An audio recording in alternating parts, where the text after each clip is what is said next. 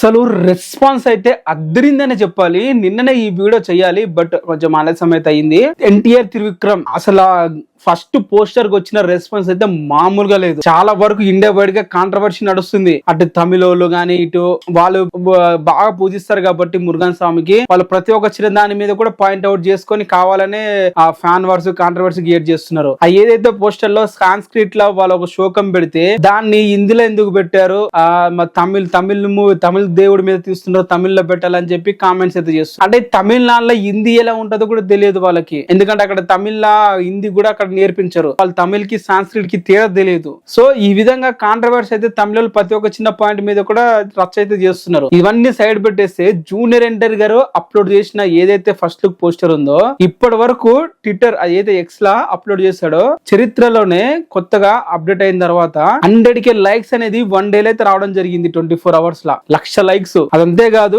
దాదాపు 10 million views అనేది వచ్చింది ఆ పోస్టర్ కి. 10 million వ్యూస్ ఆ ఎక్స్ లో. ఇప్పుడు ఇన్స్టాగ్రామ్ లో 50 million వ్యూస్ వచ్చినా 60 million వ్యూస్ వచ్చినా పెద్ద ఇంపాక్ట్ ఉండదు. ట్విట్టర్ లో ఈ ఎక్స్ లో పోస్ట్ లో 10 million వ్యూస్ రావాలంటే చాలా చాలా కష్టం. యూజువల్ గా రావంతా. కావాలంటే రీసెంట్ గా రిలీజ్ అయిన star heroes posters first look వెళ్ళి చూడండి. నిన్న వచ్చిన జూనియర్ ఎన్టీఆర్ గారు అనౌన్స్మెంట్స్ పోస్టర్ కి వచ్చిన సగం కూడా ఉండవు వ్యూస్.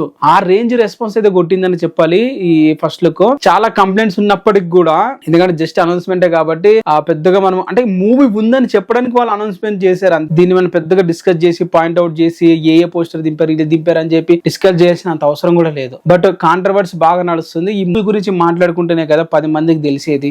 ఇప్పుడు ఒక మూవీ అనౌన్స్మెంట్ చేశారు, సరేలే మూవీ అనౌన్స్ చేశారు, అలా వదిలేస్తే ఆ మూవీ జనాలకి అసలు ఇంట్రెస్ట్ లేదని అర్థం. బట్ ఇక్కడ అట్లా కాదు కదా, దాని మీద డిస్కస్ చేస్తున్నారు. ఎంత రీచ్ అంటే ఇప్పుడు కుమారస్వామి యొక్క బయోగ్రఫీ ప్రతి ఒక్కరు తెలుసుకోవాలని ఈగర్ గా వెయిట్ చేస్తున్నారు. ఎందుకంటే ఎవరికి సరిగా చరిత్ర తెలియట్లేదు. మన త్రివిక్రమ్ గారు ఏ చరిత్ర చూపిస్తారని చెప్పి చాలా మంది తెలుసుకోవడానికి రెడీగా అయితే ఉన్నారు. మరి మీరేమంటారు దీని మీద కింద కామెంట్ అయితే చేయండి. ఛానల్ ని సబ్స్క్రైబ్ చేసుకోండి.